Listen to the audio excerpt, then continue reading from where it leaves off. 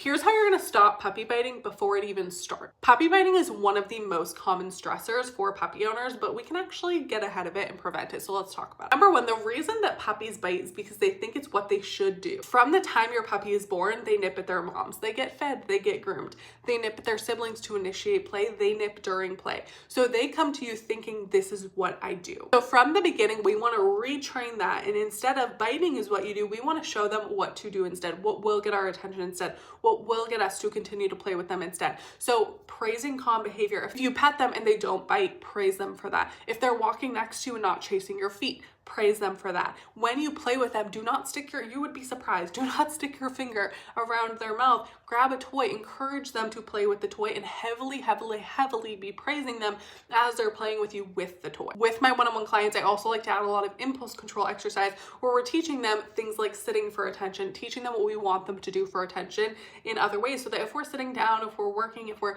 doing our own thing and our puppy wants attention, their instinct is not, I'm going to come up to you and start biting you.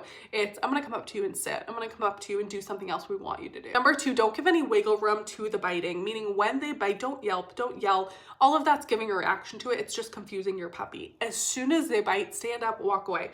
Remove attention completely. That's the simplest way to show them it does not get my attention. Number three, teething toys, teething activities. I love frozen toys. I'll link a few in the description below. But also frozen carrots are great. You can buy those big carrots, boil them in bone broth for 20 to 30 minutes, freeze them. Give those to your puppy, always with supervision. Getting ahead of things with your puppy is the biggest thing. It's always easier to get ahead of unwanted behaviors rather than having to reverse those. So if you're looking to kickstart training with your puppy on a good note, my one-on-one online puppy training program is the best place for you. All of the details are in my profile.